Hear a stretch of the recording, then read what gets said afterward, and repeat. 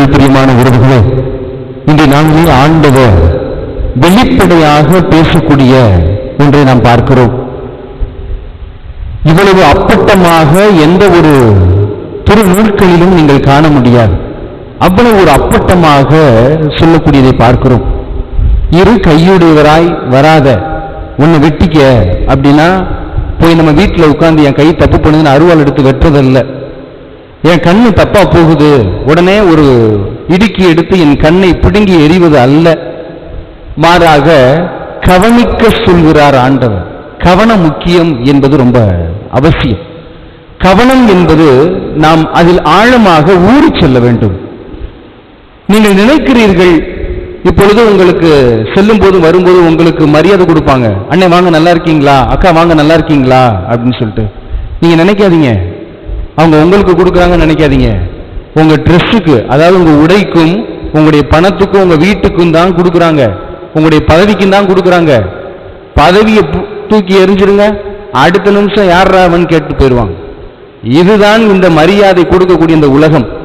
நீங்கள் அதை நன்கு கவனித்தால்தான் தெரியும், மரியாதை எனக்கு கிடைக்கிறதா இல்லை என்னிடம் இருக்கிறதுக்கு கிடைக்குதா அப்படிங்கிறத தான் நீங்க ஆழமா சிந்திச்சு பார்க்க வேண்டும்.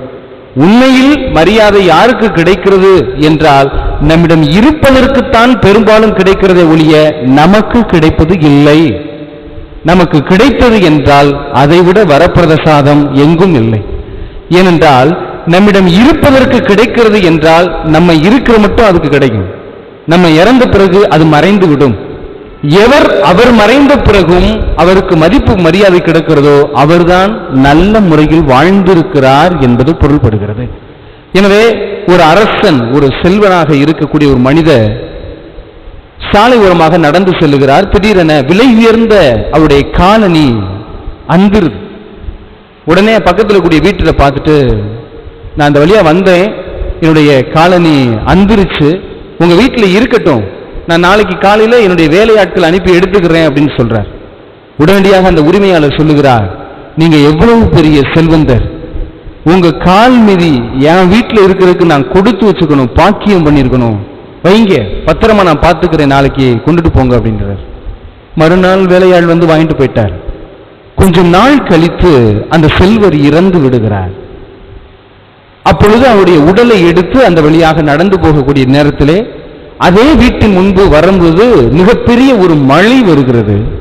உடனடியாக அந்த நபரை அழைத்து, நாங்கள் இந்த மாதிரி உடலை எடுத்து செல்கிறோம், மழை பெரிதாக பெய்கிறது, சற்று நேரம் உங்கள் இல்லத்தில் ஓரத்தில் நாங்கள் வைத்துக் கொள்கிறோம், மழை விட்டதை எடுத்துட்டு போறோம் அப்படின்னு சொல்றோம்.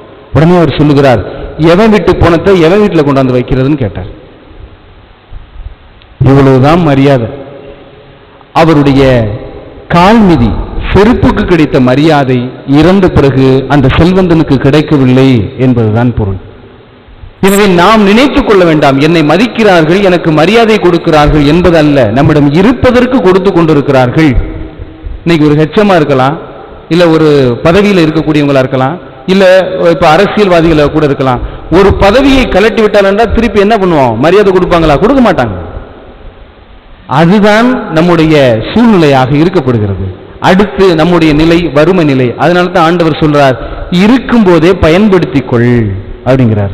அதனால தான் அவர் சொல்வார், அழிய போகிற செல்வத்தை கொண்டு அழிய போகிற நண்பர்களை சேர்த்துக்கொள் அப்படின்னு சொல்லிட்டு சொல்வார்.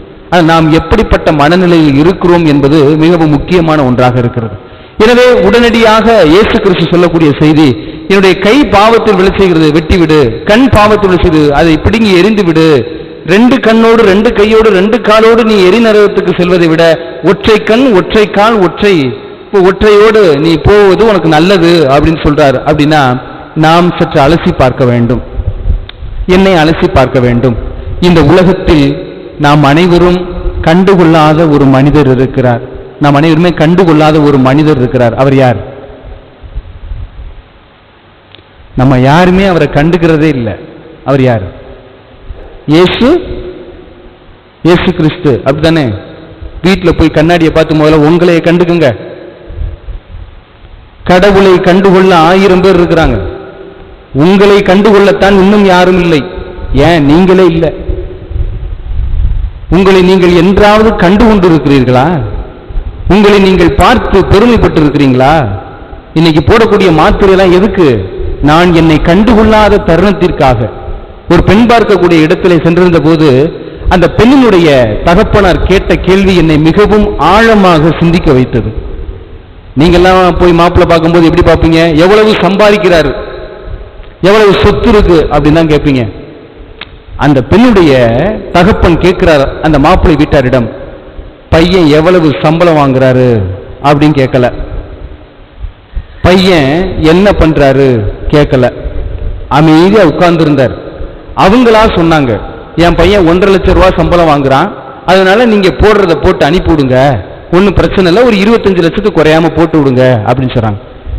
நீங்க இருக்கிறவங்க எல்லாம் பெரிய மனுஷங்க தானே, கொஞ்சம் சிந்திச்சு பார்ப்போமே. அவன் டாக்டருக்கு படிச்சிருக்கிறான், இல்ல வக்கீலுக்கு படிச்சிருக்கலாம், இல்ல இன்ஜினியரா கூட ஆயிருக்கலாம். அப்ப பணம் இருக்குமா இருக்காதா? வீட்டுல நல்லா சம்பாதிப்பாங்களா சம்பாதிக்க மாட்டாங்களா? அப்புறம் எதுக்கு வரதட்சணை கேட்கிறாங்க? தன்னுடைய மகனை விற்கக்கூடிய பெற்றோர்கள் அதிகமாக இருக்கிறார்கள். தன்னுடைய மகனை அந்த பெண் வீட்டாருக்கு விற்கிறார்கள் என்று சொல்கிறார்கள். ஏன்னா அந்த பெண் காசு கொடுத்து மணமகனை வாங்கிவிட்டாள். ஆழமான சிந்தனை, பெரியார் சொன்ன கருத்து.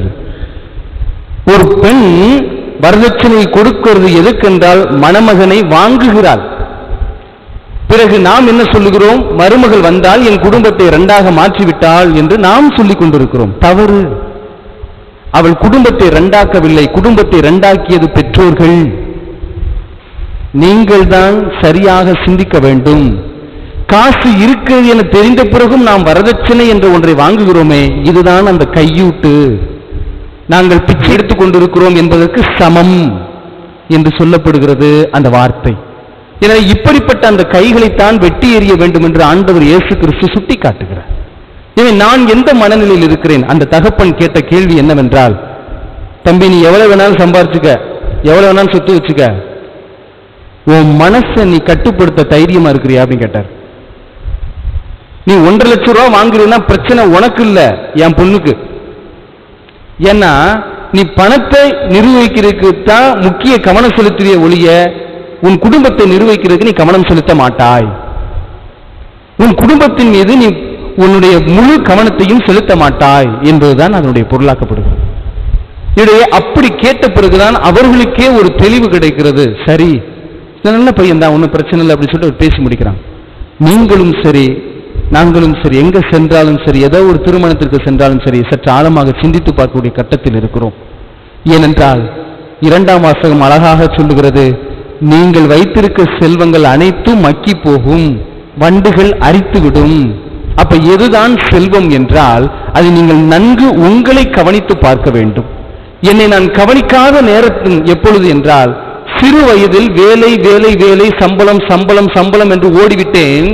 வயது முதிர்ந்த பிறகு வாங்கிய சம்பளத்தை மருந்து மாத்திரைக்கென கொடுத்து இழந்து விட்டேன் என்று அழகாக ஒரு புது கவிஞன் எழுதுகிறான். எனவே நாம் ஆழமாக சிந்தித்து பார்க்க வேண்டும்.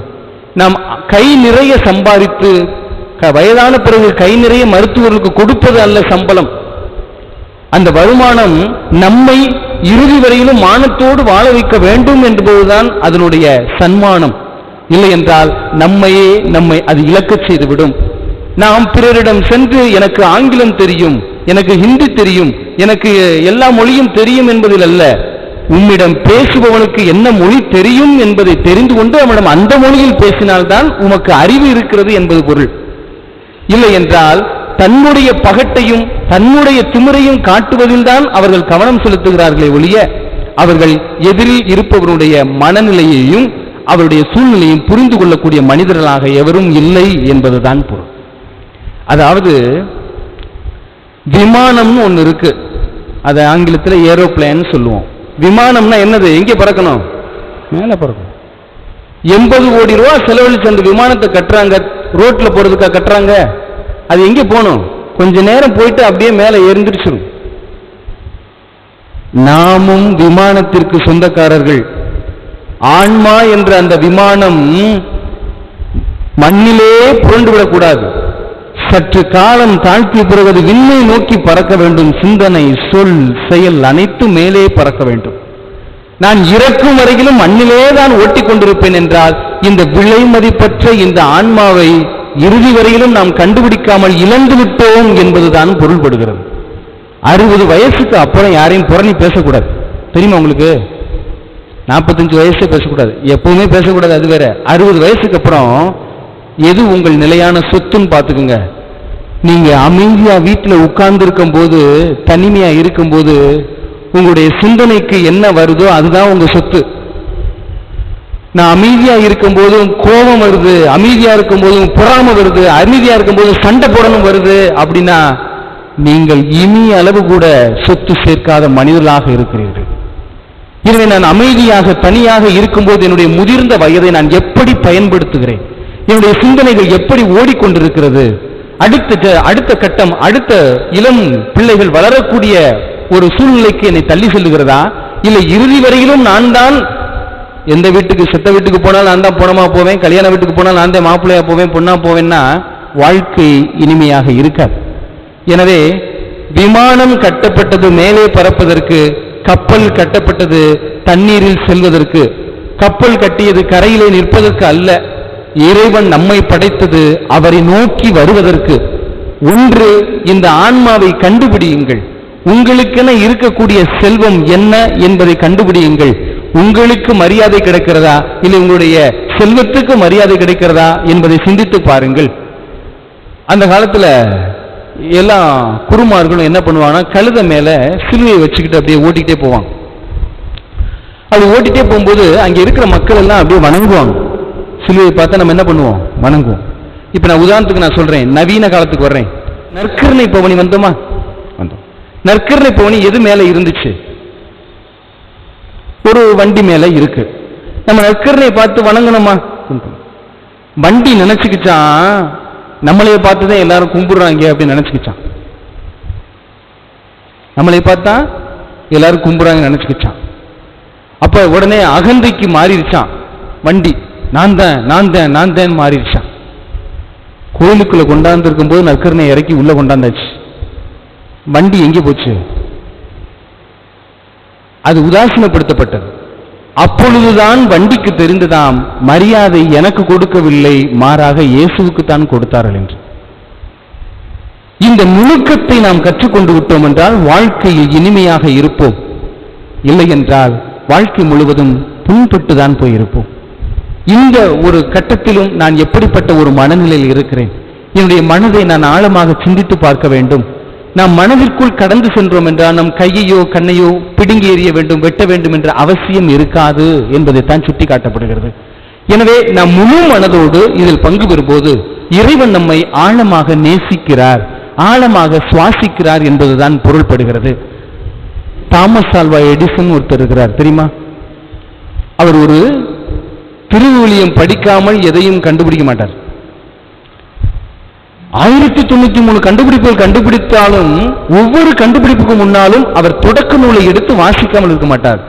ஏன்னா ஆண்டவர் சொல்வார், முதல் நாளில் படைத்த பிறகு அனைத்தையும் நல்லதென கண்டேன் அப்படிங்கிறத வாசிப்பார். இதை இறைவன் மீது நம்பிக்கை இல்லாத ஒரு மனிதன் பார்க்கிறான். நீங்கள் ஏன் கடவுள் மீது நம்பிக்கை வைத்திருக்கிறீர்கள்? அவர் தேவையில்லை, அவரை தூக்கி போட்டு விடுங்கள். நீங்கள் எவ்வளவு பெரிய ஒரு அறிவாளி, எவ்வளவு பெரிய விஞ்ஞானி அப்படின்னு சொல்றார். அவர் கேட்கிறார், உன்னை எந்த கேள்வி இந்த அளவிற்கு சிந்திக்க வைத்ததுன்னு கேட்டார். ஆமா, கிறிஸ்தவ மதம் சொல்லுகிறது இறந்த அனைவரையும் உயிரோடு ஆண்டவர் எடுத்துக்கொள்வாராம். இது எப்படி நடக்கும்?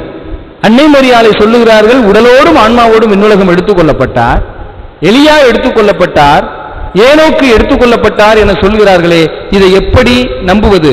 நாம் அறிவியல் உலகில் இருக்கிறோம், இதை நம்புவதற்கு நமக்கு கொஞ்சமாவது அறிவு வேணாமா? நீங்க இதை போய் நம்பிட்டு இவ்வளவு கண்டுபிடிப்புகள் கண்டுபிடிக்கணும்னு சொல்லும் போதுதான் தாமஸ் ஆல்வா எடிசன் அழகா அவர் கூட்டிட்டு போய் அங்க இருக்கக்கூடிய இரும்பை பூரா தூளா மாத்திட்டு அப்படியே கீழே இருக்க மண்ணுல தூவி விட்டுட்டார். தூவிட்ட பிறகு அவர் சொன்னாரு, இந்த மண்ணில் இருந்து இந்த இரும்பை எடு பார்ப்போம் அப்படின்னார். மண்ணை விட சிறிதாக இருக்கக்கூடிய அந்த இரும்பு தூளை அவரால் எடுக்க முடியல. அவர் உடனே கேட்கிறாரு, இதை எப்படி எடுக்க முடியும்? நீங்க என்ன இவ்வளவு பெரிய அறிவாளி நினைச்சேன், விஞ்ஞானி நினைச்சேன், இவ்வளவு பெரிய ஒரு மட்டமா இருப்பீங்க நான் நினைக்கவே இல்லைன்னு சொல்லிட்டு இவர் சொல்றார். உடனே தாமஸ் ஆல்வா எடிசன் அழகா சொன்னார், முட்டா பயலே, இதை நான் வெறும் கையில எடுக்க சொல்லல, உன்னை எடுன்னு தான் சொன்னேன். அவர் வேமா போய் காந்தத்தை எடுத்து கொண்டு வந்து அந்த மண்ணை சுற்றி காட்டுகிறார். அனைத்து இரும்புகளும் அந்த காந்தத்தில் ஒட்டிக்கொள்கிறது. நாம் படைத்த இந்த இரும்பையே மண்ணிலிருந்து பிரிக்க ஒரு காந்தம் தேவைப்படுகிறது. படைத்தோம். இறைவன் நம்மை படைத்தவர். இந்த மண்ணுலகில் இருந்து நம்மை பிரித்தெடுக்க அவருக்கு வழி தெரியாதா என்ன? முட்டாள் போல் சிந்திக்காதே, கொஞ்சமாவது இறைவனோடு இணைந்து சிந்தி என்று சொல்லப்படுகிறது. எனவே இப்படித்தான் இறைவனை நாம் புரிந்து கொள்ள நாம் வேண்டும். இல்லை என்றால் நாம் கடைசி வரைக்கும் மண்ணை நோக்கியே செல்பவர்களாக மாறிவிடுவோம். எனவே இறைவனுக்கு தெரியும் எந்த காந்தத்தை எப்ப பயன்படுத்தணும், யாரை எப்ப மேல தூக்கணும் அப்படிங்கிறது தெரியும். ஏனென்றால் இறைவன் நம் முகத்தை பார்ப்பவர் அல்ல, நம் அகத்தை பார்ப்பவர். அகம் வேறு, புறம் வேறு. புறம் திருவொழியத்தை தூக்கி செல்லும், அகம் கெட்ட வார்த்தை பேசிக்கொண்டு செல்லும். புறம் சிவமாலை சொல்லிக் கொண்டு செல்லும், அகம் பிறருடைய குடும்பம் கெட்டுப்போக வேண்டும் என்ற செவம் கூட சொல்லும். புறம் பிறர் எல்லாரும் நல்லா இருக்கிற போல நடிக்க சொல்லும், ஆனால் அகம் எவனும் நல்லா இருக்கக்கூடாது, நான் மட்டும்தான் நல்லா இருக்கணும்னு சொல்லி வேண்டிக் கொண்டிருக்கும். எனவே இறைவன் இவை இரண்டில் எதை பார்க்கிறார் என்றால் அகத்தை பார்த்துதான் நமக்கு வரம் கொடுக்கிறாரே ஒழிய புறத்தை பார்த்து வரம் கொடுப்பது அல்ல. நீங்கள் அகம் தூய்மையாக இருந்தால் கிடைக்கக்கூடிய வரம், வேண்டக்கூடிய வேண்டுதல் அனைத்தும் நிறைவேறும். ஏனென்றால் இறைவன் அகத்தை பார்ப்பவர். புறத்தில் நாம் என்னதான் நடித்தாலும் சக மனிதர்கள் நம்புவார்கள், ஆனால் இறைவன் அகத்தை பார்த்து மட்டும்தான் தீர்ப்பு எழுதுவார். எனவே அன்பிற்கினிய உணவுகளை நாமும் நம்முடைய அகம் நோக்கி செல்வோம். வீட்டிற்கு சென்று நம்மையே நாம் பார்ப்போம். உண்மையில் இந்த உலகம் எதற்கு மதிப்பு மரியாதை கொடுத்து கொண்டிருக்கிறது என்பதை சிந்தித்து பார்ப்போம். இதில்தான் நிறைவு இருக்கிறது, எதில்தான் நிறைவு இருக்கிறது என்பதை நாமும் கண்டுகொள்ள வழி பிறக்கும். அப்படிப்பட்ட ஒரு இறை ஞானத்தை வேண்டி இந்த திருப்பலியிலே நாம் பக்தியோடு மன்றாடுவோம். ஆமென்.